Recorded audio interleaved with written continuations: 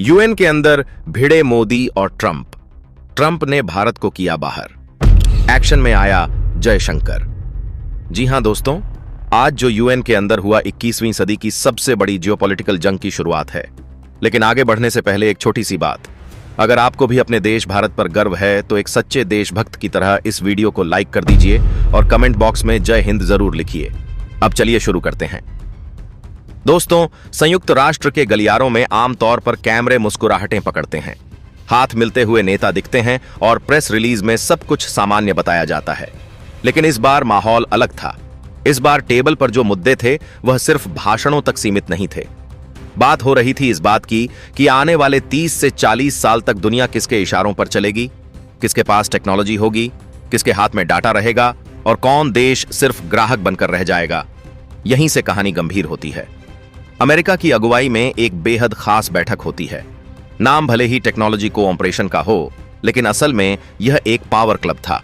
उस कमरे में जापान था, ऑस्ट्रेलिया था, साउथ कोरिया था, यूनाइटेड किंगडम था, नीदरलैंड्स था, इजराइल था, सिंगापुर था, यूएई था। दुनिया के लगभग सारे टेक पावर हाउस वहां मौजूद थे, लेकिन एक नाम गायब था, भारत।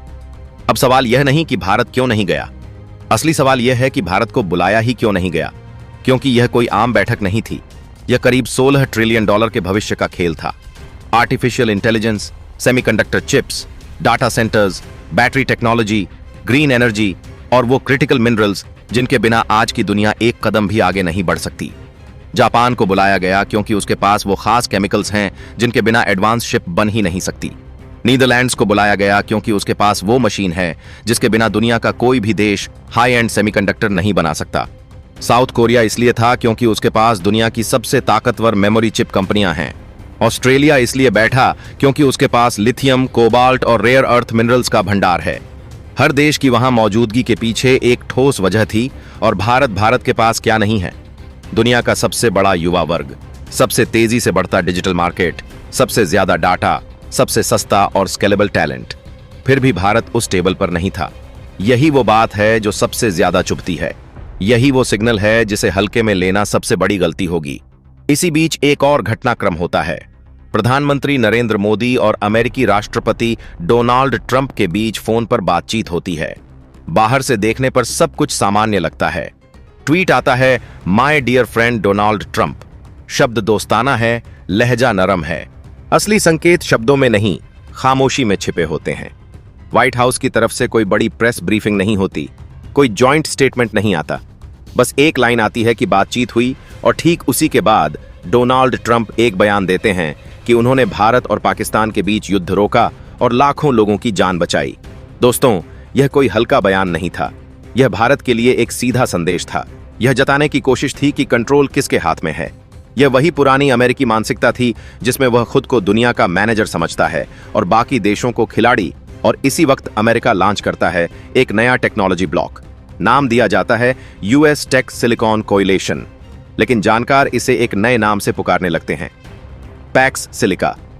आपने पैक्स अमेरिका सुना होगा, वो दौर जब दुनिया अमेरिका के नियमों पर चलती थी। पैक्स सिलिका का मतलब है सिलिकॉन चिप्स और एआई के जरिए दुनिया को कंट्रोल करना। यह सिर्फ टेक्नोलॉजी का गठबंधन नहीं है, यह सत्ता का नया मॉडल है। मकसद साफ है। चीन ने पिछले 20 सालों में पूरी दुनिया की सप्लाई चेन पर पकड़ बना ली। चिप्स से लेकर मिनरल्स तक अमेरिका अब वह गलती दोबारा नहीं करना चाहता। वो एक ऐसा भरोसेमंद क्लब बनाना चाहता है जिसमें design, manufacturing, AI models, data centres और एनर्जी सब कुछ उसी के कंट्रोल में हो, ताकि भविष्य में कोई देश इन चीजों को हथियार बनाकर ब्लैकमेल ना कर सके। लेकिन यहीं से ट्विस्ट शुरू होता है। भारत जो क्वाड का हिस्सा है, भारत जो इंडो पैसिफिक का बड़ा खिलाड़ी है, भारत जिसे ग्लोबल साउथ का नेता कहा जाता है, वहीं भारत स्टेक क्लब से बाहर है। अब सवाल उठता है, क्या यह सिर्फ इत्तेफाक है या फिर अमेरिका जानबूझकर भारत को एक लिमिट में रखना चाहता है? सच्चाई यह है कि अमेरिका भारत को दोस्त तो मानता है, लेकिन बराबरी का पार्टनर नहीं। अमेरिका चाहता है कि भारत उसके बनाए एआई का इस्तेमाल करें, उसके चिप्स खरीदे, उसका सॉफ्टवेयर चलाए और अपना डाटा दे। लेकिन भारत अगर अगला चीन बन जाए, यह अमेरिका को मंजूर नहीं। यही वजह है कि जैसे ही बात को टेक्नोलॉजी की आती है, अमेरिका पीछे हट जाता है। आज भी भारत के पास अपनी एडवांस चिप फैब नहीं है। हमारे पास वो मशीनें नहीं हैं जिनसे 5 नैनोमीटर या उससे एडवांस चिप बन सके। हमारे पास वो केमिकल सप्लाई चेन नहीं है जो जापान के पास है। हमने सालों तक आईटी सर्विस और सॉफ्टवेयर पर फोकस किया, लेकिन हार्डकोर रिसर्च में उतना निवेश नहीं किया। नतीजा यह हुआ कि आज भारत इस गेम में प्रोड्यूसर नहीं बल्कि कंज्यूमर बनकर खड़ा है। पैक्स सिलिका ग्रुप की अनुमानित वैल्यू आने वाले कुछ सालों में $15 ट्रिलियन से ज्यादा बताई जा रही है। यह भारत की मौजूदा जीडीपी से कई गुना ज्यादा है। अगर भारत इस सिस्टम से बाहर रहता है तो आने वाले समय में ग्लोबल स्टैंडर्ड्स वही देश तय करेंगे जो इस टेबल पर बैठे हैं। लेकिन कहानी यही खत्म नहीं होती। भारत पूरी तरह बेबस भी नहीं है। इतिहास गवाह है कि जब जब भारत को बाहर रखने की कोशिश हुई, भारत ने अपना रास्ता खुद बनाया। न्यूक्लियर टेक्नोलॉजी में भारत को रोका गया, प्रतिबंध लगाए गए, लेकिन भारत ने अपना प्रोग्राम खड़ा किया। यूपीआई को भी किसी ने गंभीरता से नहीं लिया था, लेकिन आज वही सिस्टम दुनिया के सबसे बड़े पेमेंट नेटवर्क्स को चुनौती दे रहा है। और यहीं से कहानी और ज्यादा गहरी हो जाती है, क्योंकि अब यह सिर्फ सवाल नहीं रह जाता कि भारत को किस क्लब में एंट्री मिलेगी या नहीं। अब सवाल यह बन जाता है कि भारत अपने लिए कौन सा रास्ता चुनेगा। अमेरिका का रास्ता आसान दिखता है, readymade technology, funding, market access और ग्लोबल सपोर्ट। लेकिन इसी आसान रास्ते के साथ एक कीमत भी जुड़ी है, अपनी शर्तों पर खेलने की आजादी खो देने की कीमत। दोस्तों, अमेरिका का मॉडल बहुत साफ है। वो चाहता है कि भारत एक भरोसेमंद सहयोगी बना रहे, लेकिन ऐसा सहयोगी जो कोर टेक्नोलॉजी में उससे आगे ना निकले। ठीक वैसे ही जैसे कई यूरोपीय देश हैं, उनके पास बाजार है, उनके पास कंपनियां हैं, लेकिन आखिरी कंट्रोल अमेरिका के हाथ में रहता है। एआई मॉडल्स कहां ट्रेन होंगे, डाटा कहां स्टोर होगा, चिप्स किस लेवल तक मिलेंगी, यह सब अमेरिका तय करता है। यही वजह है कि जब भी भारत टेक्नोलॉजी ट्रांसफर की बात करता है, सामने शर्तों की लंबी लिस्ट आ जाती है। Export control and user certification, licensing सुनने में यह सब तकनीकी शब्द लगते हैं, लेकिन असल में यही वो हथकंडे हैं जिनसे पावर अपने पास रखी जाती है। बाहर से दोस्ती, अंदर से कंट्रोल। अब जरा चीन की तरफ नजर डालिए। चीन ने यह खेल बहुत पहले समझ लिया था। उसने यह मान लिया था कि अगर सिर्फ फैक्ट्री ऑफ द वर्ल्ड बने रहे तो कभी सुपर पावर नहीं बन पाएगा। इसलिए उसने सेमीकंडक्टर, बैटरी, एआई और ग्रीन टेक्नोलॉजी में अरबों डॉलर झोंक दिए। कई प्रोजेक्ट फेल हुए, कई कंपनियां डूबी, लेकिन चीन रुका नहीं। नतीजा यह हुआ कि आज अमेरिका को चीन से सबसे ज्यादा डर हथियारों से नहीं, उसकी टेक्नोलॉजी से लगता है। और यही डर अमेरिका भारत के मामले में भी महसूस करता है। फर्क बस इतना है कि भारत चीन नहीं है। भारत का सिस्टम अलग है, भारत का लोकतंत्र अलग है। भारत की ताकत सिर्फ सरकार नहीं बल्कि उसका समाज, उसका टैलेंट और उसका स्टार्टअप इकोसिस्टम है। भारत में फैसले भले ही धीरे होते हो, लेकिन जब दिशा तय हो जाती है तो उसे रोकना आसान नहीं होता। आज भारत में सैकड़ों डीप टेक स्टार्टअप उभर रहे हैं। कोई एआई एल्गोरिदम पर काम कर रहा है, कोई चिप डिजाइन पर, कोई क्वांटम कंप्यूटिंग पर। भले ही भारत अभी मैन्युफैक्चरिंग में पीछे हो, लेकिन डिजाइन और सॉफ्टवेयर में भारत की पकड़ लगातार मजबूत हो रही है। दुनिया की ज्यादातर बड़ी चिप कंपनियों में जो दिमाग काम कर रहा है, उनमें बड़ी संख्या में भारतीय इंजीनियर हैं। अब सवाल यह है कि क्या भारत उस दिमाग को अपने सिस्टम से जोड़ पाएगा या फिर वह हमेशा विदेशी कंपनियों के लिए काम करता रहेगा।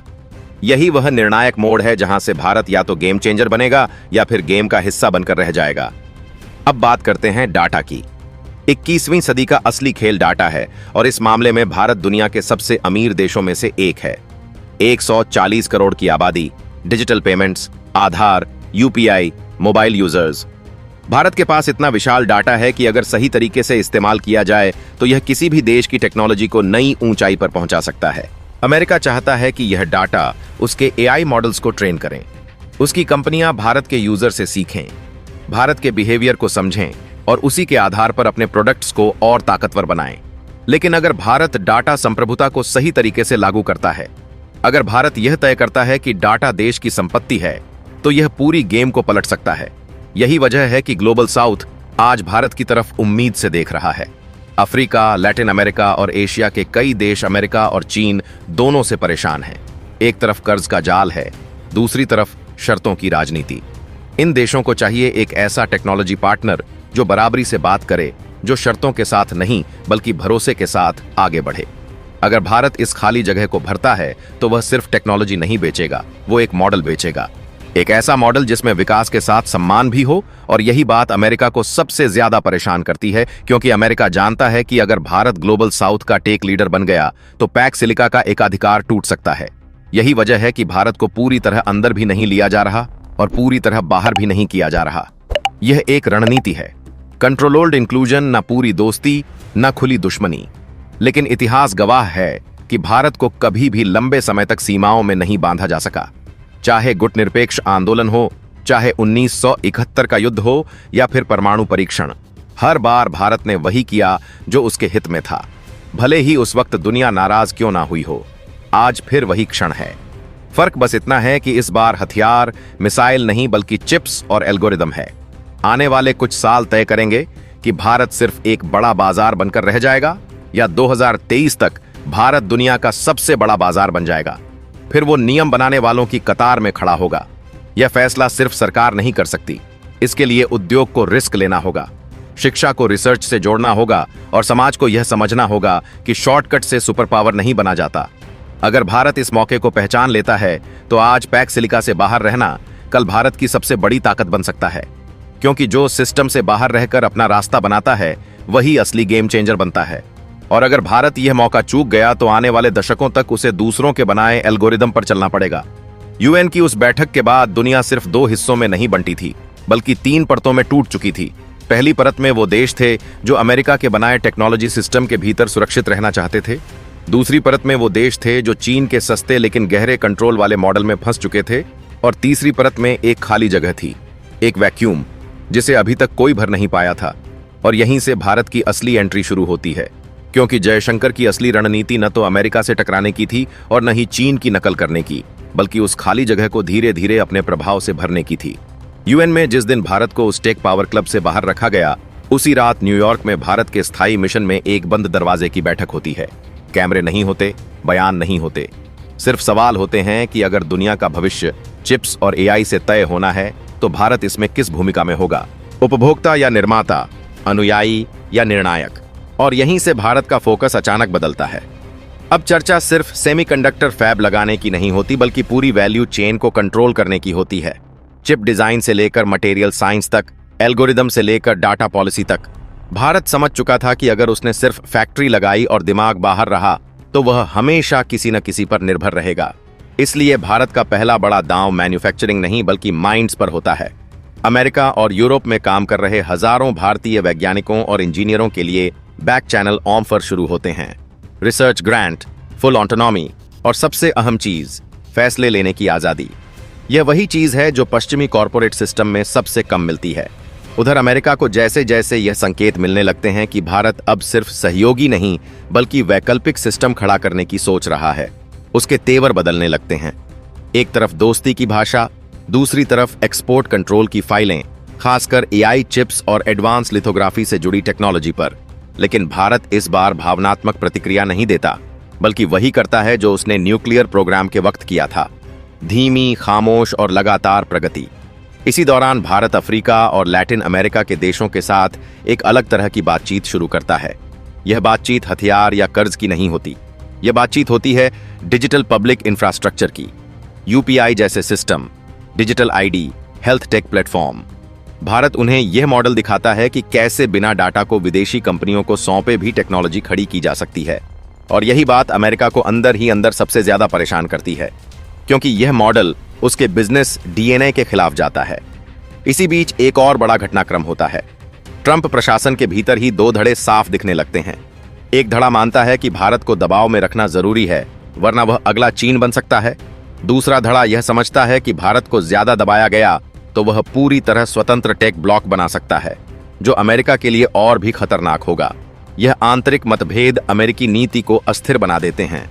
कभी भारत को न्योता, कभी दूरी, कभी सहयोग, कभी शक। और भारत इस अस्थिरता को बहुत ध्यान से पढ़ रहा होता है। भारत को पता होता है कि जब कोई शक्ति असमंजस में होती है तो वही समय सबसे बड़ा अवसर होता है। इसी दौरान जयशंकर एक ऐसा बयान देते हैं जो पहली नजर में सामान्य लगता है, लेकिन उसके शब्द दूर तक असर करते हैं।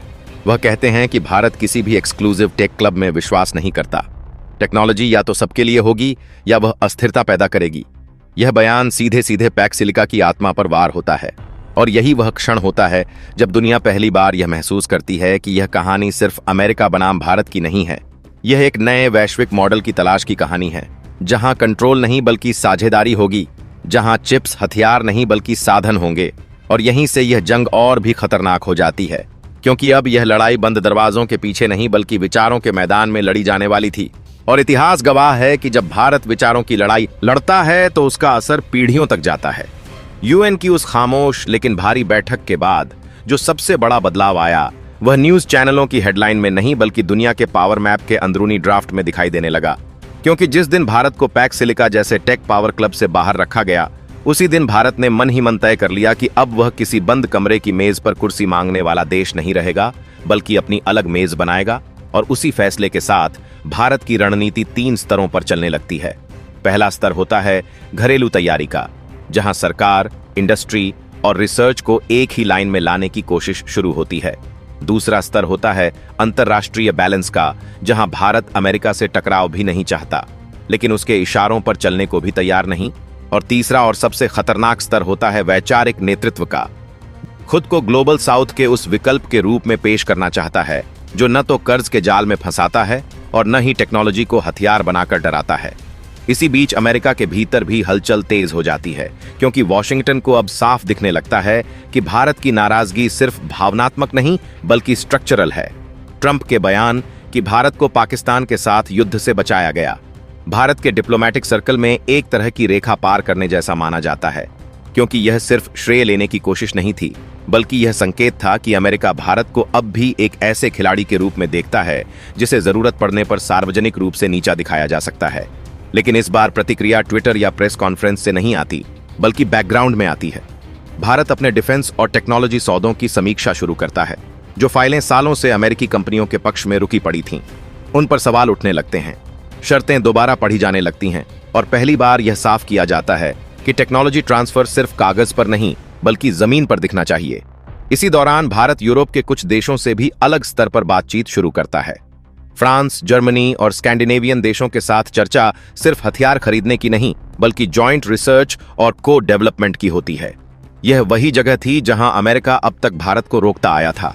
लेकिन यूरोप खुद भी पैक्स सिलिका के भीतर अमेरिका की शर्तों से पूरी तरह सहज नहीं था। उन्हें बाजार चाहिए था, लेकिन कंट्रोल नहीं खोना चाहते थे। और भारत उनके लिए एक ऐसा पार्टनर बन सकता था जो बाजार भी देता और बराबरी का सम्मान भी। उधर अमेरिका इस पूरे मूवमेंट को बहुत ध्यान से देख रहा होता है और उसे समझ आ जाता है कि भारत को सिर्फ दबाव से नहीं रोका जा सकता। इसलिए एक नई रणनीति अपनाई जाती है, जिसे डिप्लोमेटिक भाषा में एंगेज एंड कंटेन कहा जाता है।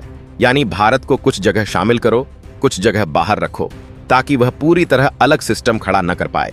लेकिन यह रणनीति भारत के मामले में उल्टी पड़ने लगती है, क्योंकि भारत अब हर बाहर रखे जाने को एक संकेत की तरह इस्तेमाल करता है और उसी दिशा में अपनी तैयारी तेज कर देता है। इसी समय भारत के भीतर एक बड़ा वैचारिक बदलाव भी आता है, जो आम जनता को भले देर से दिखे, लेकिन पॉलिसी मेकर्स के लिए यह निर्णायक होता है। अब सवाल यह नहीं रहता कि भारत को कितने अरब डॉलर का निवेश मिलेगा, बल्कि सवाल यह हो जाता है कि भारत किस कीमत पर वह निवेश स्वीकार करेगा। डाटा लोकलाइजेशन, एआई रेगुलेशन और डिजिटल टैक्स जैसे मुद्दों पर भारत का रुख और सख्त होने लगता है। अमेरिकी टेक कंपनियों को यह पहली बार महसूस होता है कि भारत अब सिर्फ यूजर बेस नहीं बल्कि एक रेगुलेटरी पावर भी बनता जा रहा है।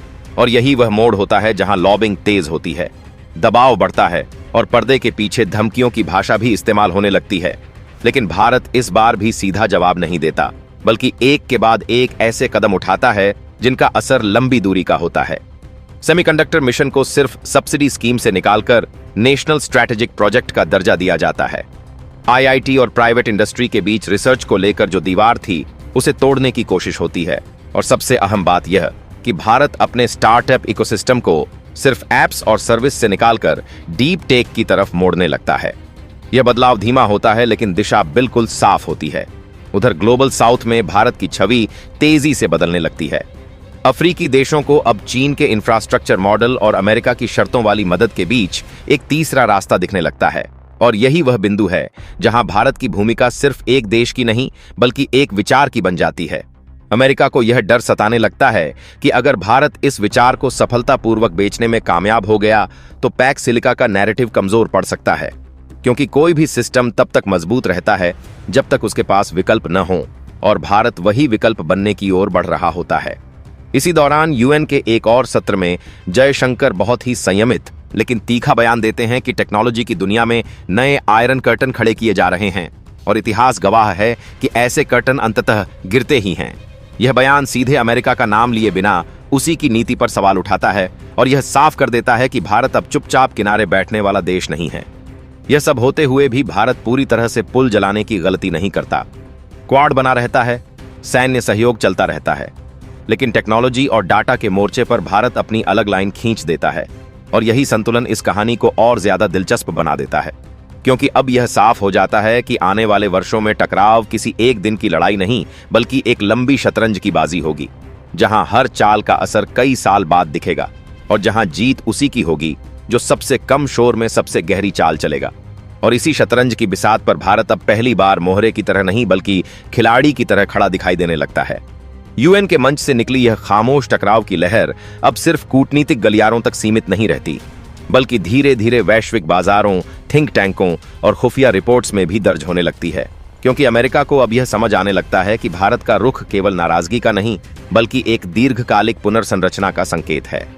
इसी बीच वॉशिंगटन के भीतर दो खेमे साफ दिखाई देने लगते हैं। एक वह जो मानता है कि भारत को पूरी ताकत से अपने खेमे में बांध लेना चाहिए, चाहे उसके लिए कुछ तकनीकी रियायतें क्यों न देनी पड़े, और दूसरा वह जो यह मानता है कि भारत को सीमित रखकर ही चीन का मुकाबला किया जा सकता है, क्योंकि अगर भारत को खुली छूट मिल गई तो वह भविष्य में अमेरिका के लिए भी चुनौती बन सकता है। यही आंतरिक मतभेद अमेरिकी नीति को अस्थिर बनाते हैं और इसी अस्थिरता का फायदा भारत चुपचाप उठाने लगता है। भारत अब खुले मंचों पर कम बोलता है, लेकिन बैक चैनल डिप्लोमेसी में बेहद सक्रिय हो जाता है। रूस के साथ रिश्तों को केवल ऊर्जा और हथियारों तक सीमित न रखकर भारत टेक्नोलॉजी और साइबर सिक्योरिटी के नए क्षेत्रों में भी बातचीत शुरू करता है। वहीं फ्रांस और इजराइल के साथ एआई और डिफेंस टेक्नोलॉजी में संयुक्त प्रयोगशालाओं की रूपरेखा बनती है। यह वही देश हैं जो अमेरिका के करीबी होने के बावजूद अपनी स्वतंत्र तकनीकी पहचान बनाए रखना चाहते हैं, और भारत उनके लिए एक ऐसा भागीदार बन जाता है जो न तो उन्हें नियंत्रित करता है और न ही उनसे अधीनता की उम्मीद रखता है। इसी दौरान भारत के भीतर एक और गहरी बहस जन्म लेती है कि क्या भारत को पश्चिमी मॉडल की नकल करनी चाहिए या फिर उसे अपनी सभ्यतागत सोच के अनुरूप टेक्नोलॉजी का एक अलग नैतिक ढांचा तैयार करना चाहिए। यह बहस केवल विश्वविद्यालयों या सेमिनारों तक सीमित नहीं रहती, बल्कि नीति निर्माण में भी झलकने लगती है। एआई के लिए भारत जिस फ्रेमवर्क पर काम शुरू करता है उसमें केवल मुनाफा या दक्षता नहीं बल्कि सामाजिक प्रभाव, रोजगार और मानव गरिमा जैसे शब्द भी शामिल होने लगते हैं। यह दृष्टिकोण अमेरिकी टेक कंपनियों को असहज करता है, क्योंकि उनका मॉडल अधिकतम डेटा संग्रह और अधिकतम ऑटोमेशन पर आधारित है। भारत का यह रुख धीरे धीरे ग्लोबल साउथ के देशों को आकर्षित करने लगता है, जो तकनीकी प्रगति तो चाहते हैं लेकिन अपनी सामाजिक संरचना को तोड़कर नहीं। इसी बीच ट्रंप प्रशासन भारत पर दबाव बनाने के लिए पुराने हथियार निकालता है। व्यापार घाटे की बातें फिर से उछाली जाती हैं, वीजा नियमों को लेकर संकेत दिए जाते हैं और कुछ थिंक टैंक रिपोर्ट्स में यह लिखा जाने लगता है कि भारत एक डिफिकल्ट पार्टनर बनता जा रहा है। लेकिन इस बार भारत की प्रतिक्रिया अलग होती है। वह न तो आक्रामक बयान देता है और न ही सफाई पेश करता है, बल्कि वह अपने घरेलू बाजार को मजबूत करने और क्षेत्रीय साझेदारियों को गहरा करने में लग जाता है। दक्षिण पूर्व एशिया, अफ्रीका और मध्य एशिया के देशों के साथ डिजिटल पब्लिक इंफ्रास्ट्रक्चर साझा करने की पहल तेज होती है। यूपीआई जैसे सिस्टम अब सिर्फ भारत की उपलब्धि नहीं रहते, बल्कि एक निर्यात योग्य मॉडल बन जाते हैं। इससे अमेरिका को यह एहसास होने लगता है कि भारत केवल उपभोक्ता नहीं बल्कि मानक निर्धारित करने की क्षमता भी विकसित कर रहा है। और यही वह बिंदु है जहां चिंता गहरी हो जाती है, क्योंकि वैश्विक राजनीति में जो मानक तय करता है वही असली शक्ति बनता है। इसी दौरान एक और महत्वपूर्ण घटनाक्रम होता है जब कुछ अमेरिकी टेक कंपनियां भारत के नियमों को चुनौती देने की कोशिश करती हैं और कानूनी रास्ता अपनाती हैं। लेकिन भारतीय न्याय प्रणाली का रुख स्पष्ट होता है कि संप्रभुता और उपभोक्ता हित से समझौता नहीं किया जाएगा। यह फैसला केवल कानूनी नहीं बल्कि राजनीतिक संदेश भी देता है कि भारत अब दबाव में नियम बदलने वाला देश नहीं है। अंतर्राष्ट्रीय मीडिया में इस पर तीखी बहस शुरू होती है। कुछ इसे संरक्षणवाद कहते हैं तो कुछ इसे डिजिटल स्वतंत्रता की शुरुआत मानते हैं। लेकिन पर्दे के पीछे कई देश भारत के इस साहसिक कदम को ध्यान से नोट कर रहे होते हैं, खासकर वे देश जो अब तक अमेरिकी या चीनी टेक दिग्गजों के सामने असहाय महसूस करते रहे।